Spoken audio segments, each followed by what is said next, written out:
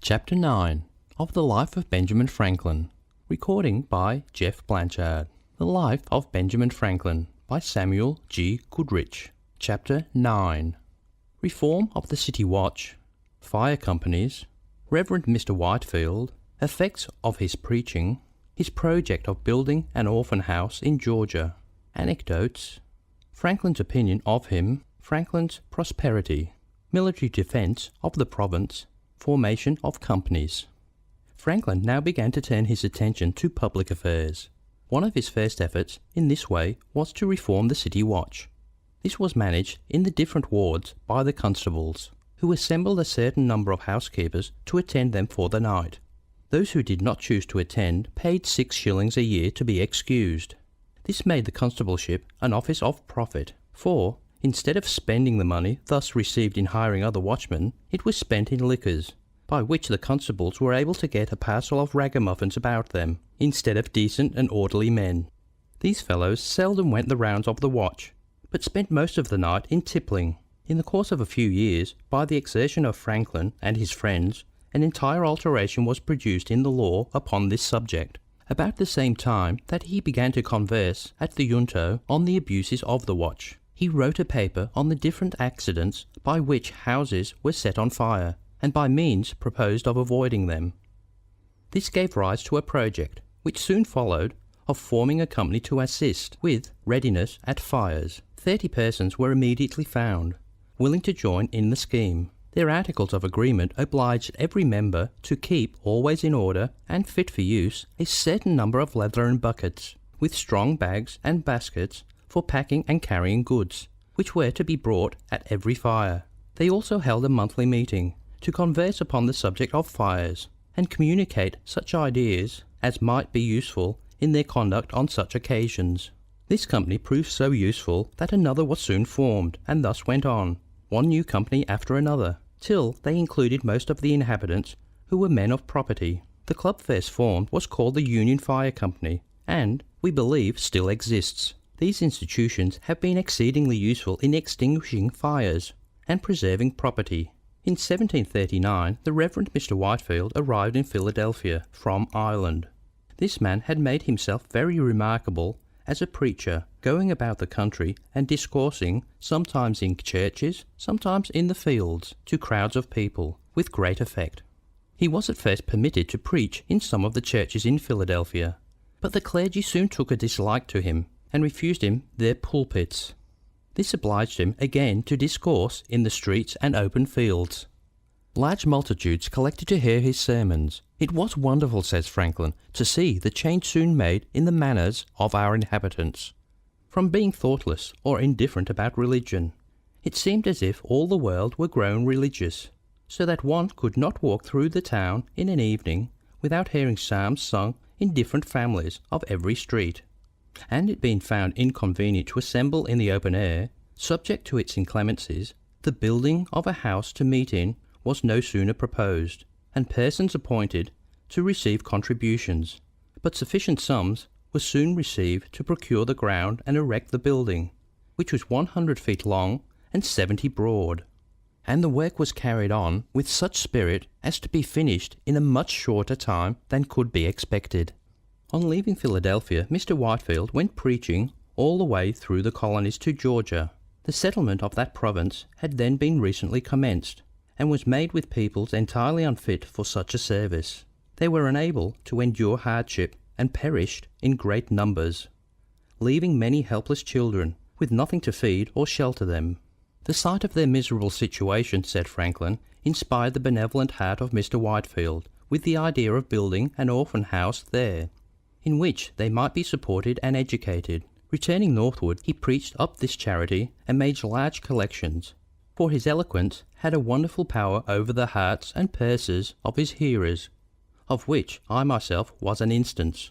I did not disapprove of the design, but as Georgia was then destitute of materials and workmen, and it was proposed to send them from Philadelphia at a great expense, I thought it would have been better to have built the house at Philadelphia, and brought the children to it. This I advised, but he was resolute in his first project, rejected my counsel, and I therefore refused to contribute. I happened soon after to attend one of his sermons, in the course of which I perceived he intended to finish with a collection, and I silently resolved he should get nothing from me. I had in my pocket a handful of copper money, 3 or 4 silver dollars, and 5 pistols in gold. As he proceeded, I began to soften, and concluded to give the copper. Another stroke of his auditory made me ashamed of that, and determined me to give the silver. And he finished so admirably that I emptied my pocket wholly into the collector's dish, gold and all. At this sermon there was also one of our club, who, being of my sentiment respecting the building in Georgia, and suspecting a collection might be intended, had, by precaution, emptied his pockets before he came from home. Towards the conclusion of the discourse, however, he felt a strong inclination to give, and applied to a neighbour who stood near him to lend him some money for the purpose.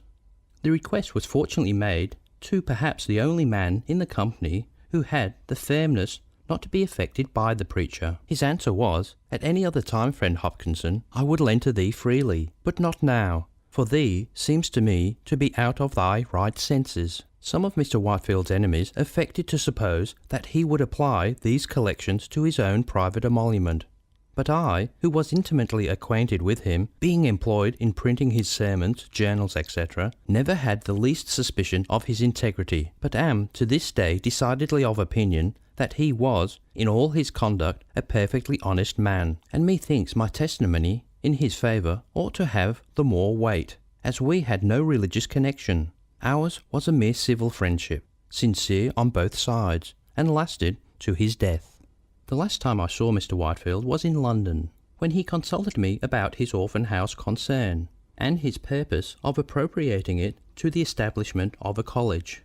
He had a loud and clear voice, and articulated his words so perfectly that he might be heard and understood at a great distance, especially as his auditories observed the most perfect silence. He preached one evening from the top of the court-house steps, which are in the middle of Market Street, and on the west side of Second Street, which crosses it at right angles. Both streets were filled with hearers to a considerable distance. Being among the hindmost in Market Street, I had the curiosity to learn how far he could be heard, by retiring backwards down the street towards the river, and I found his voice distinct till I came near Front Street, when some noise in that street obscured it. I computed that he might well be heard by more than 30,000. This reconciled me to the newspaper account of his having preached to 25,000 people in the fields, and to the history of General Harrangen's whole armies, of which I had sometimes doubted. Franklin's business was now constantly increasing, and his newspaper had become very profitable. He began to feel the truth of the old proverb, that after getting the first £100, it is more easy to get the second. Those of his workmen who behaved well, he established in printing houses in different colonies, on easy terms. Most of them did well, and were able to repay him what he had advanced, and go on working for themselves. At this period there was no preparation for military defence in Pennsylvania. The inhabitants were mostly Quakers, and had neglected to take any suitable measures against the enemies to whom they might be exposed. There was also no college in the state, nor any proper provision for the complete education of youth. Franklin accordingly turned his attention to these very important subjects. Spain had been several years at war with Great Britain, and had now been recently joined by France. From the French possessions in Canada, Pennsylvania was exposed to continual danger. The governor of the province had been for some time trying to prevail upon the Quaker Assembly to pass a militia law, and take other necessary steps for their security. He tried, however, in vain. Franklin thought that something might be done by a subscription among the people. To promote this plan, he wrote and published a pamphlet called Plain Truth. In this he stated their exposed and helpless situation, and represented the necessity of union for their defence. The pamphlets had a sudden and surprising effect. A meeting of citizens was appointed, and attended by a considerable number. Proposals of intended union had been printed, and distributed about the room, to be signed by those who approved them.